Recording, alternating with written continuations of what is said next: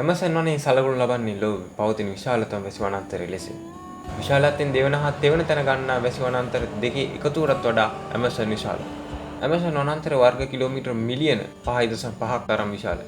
ඒ ලංකාව එක්ක බැලුවොත් Amazon වනාන්තරය ලංකාව වගේ 83 ගුණයකට වඩා විශාලයි. මෙන්ම ලෝක වැඩිම ජල ඝනත්වයක් ඇති ගඟ වන Amazon මේ හරහා ගලා යන අතර අතු ගංගා 1100කින් සමන්විත එහි ගංගා 17ක් සැතුම් 1000කට වඩා දිගකින් යුතු වෙනවා.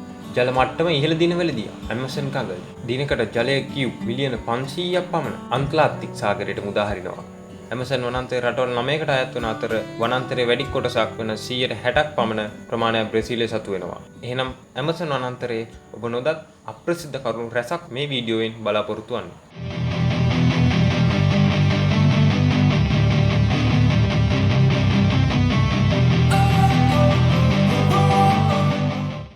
අංක 1 Amazon වනාන්තරයට නම හැදුණු හැටි. ශ්‍රීක මිත්‍යා කතාවල ඉන්න සැමියෙකු නොමැති කාන්තාවක් වන Amazon කියන කාන්තාවගේ නම තමයි Amazon වනයේට පට බැඳිලා තියෙන්නේ. ඉස්පාන්න ගවේෂකයෙකු වෙන ෆ්‍රැන්සිකෝ විසින් තමයි මේ සුපිරි නම ඉදිරිපත් කරලා තියෙන්නේ. අංක 2 Amazon විහිදුණු රටවල්.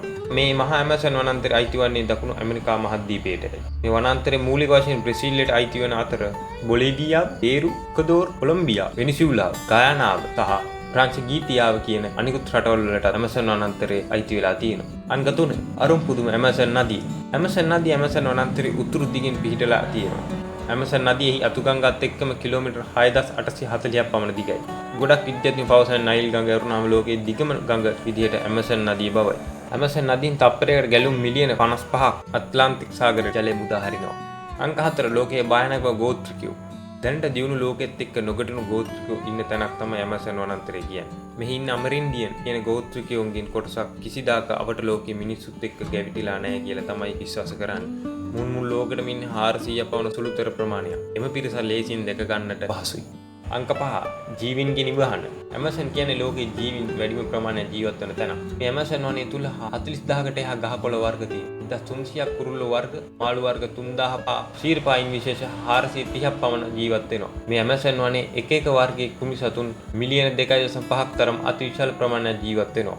අංක 6 අතිශය විෂගෝරී ජීවීන්. මේ Amazon ජීවීන් අතර අනුසුදායක ජීවීනුත් ඉන්නවා.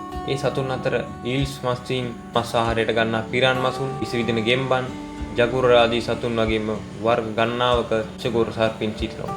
අංක 7 අඳුරු Amazon. මේ Amazon වනේ අතුපතුර විහිදුණු මහා ගස් තිබෙන නිසා එහි පොළොව මට්ටමට බොහෝ තැන්වල අඳුරු ස්වභාවයක් ගන්නවා.